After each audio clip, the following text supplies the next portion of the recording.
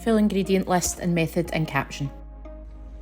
So the first thing with the cheesecake is generally weighing or measuring everything out. So double cream, 275, I weighed out the butter, the icing sugar, and we just get to that. But the first thing is going to be the biscuits. So I'm going to weigh out the biscuits, we're going to melt the butter, and I'm going to smash the biscuits just in a plastic bag, and I will be using a rolling pin. And once you've done that, we'll be putting it at the bottom of the cheesecake tin base, refrigerating that, and then getting on to the filling part.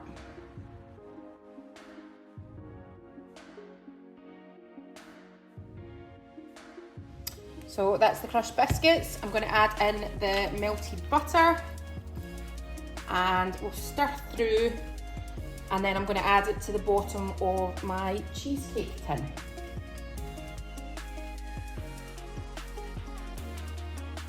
And you can use a spoon if you want, but I just like getting about it with my hands because it means that it's pressed right down. So I just press it all the way down. This cheesecake tin is a 9.5 inch across by a 2.5 inch deep. Just for reference, it'll be in the caption or description if you're watching on YouTube. Press this down and put it in the fridge to solidify a wee bit for an hour. So whilst that's in refrigerating, I'm just going to finish all the rest of the prep. So we want to zest the limes before you juice them, because once you juice them it's a lot harder. So I'm going to collect the zest on this because we're going to use it for decoration. Juice them so you have the juice, and then I'm going to just collect half the passion fruit and collect the pulp out from them as well.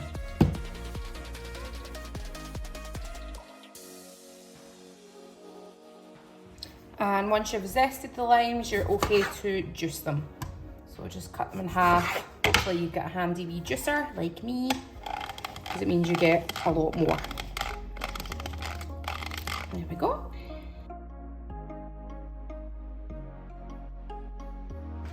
And then I just want you to cut the passion fruit in half and scoop out the pulp into a bowl with a spoon.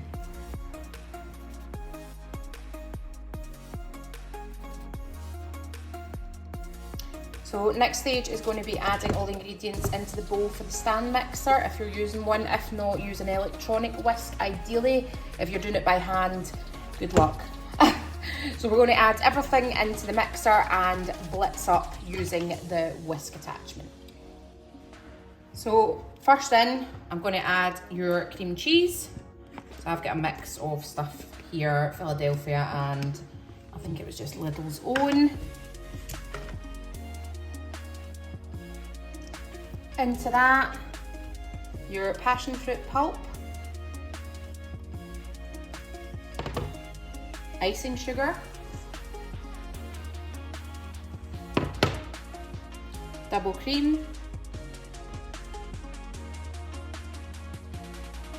and then final thing is we're just going to measure out your 5 tablespoons of lime juice.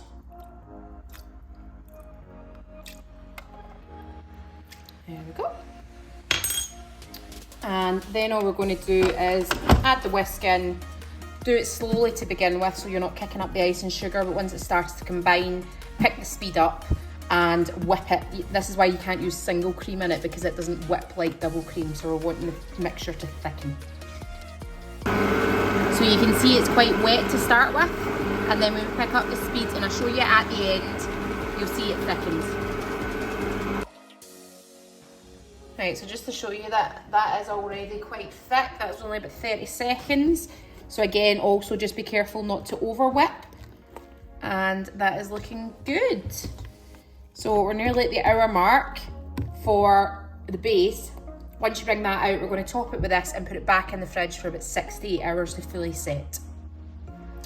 And just to show you, that's ideally what consistency we should be at.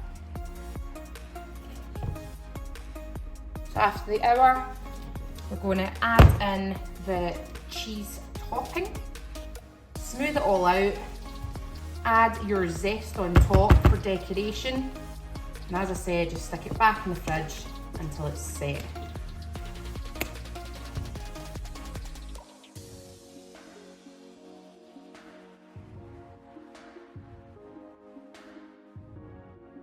And that is our pretty baby ready for the fridge. See you soon.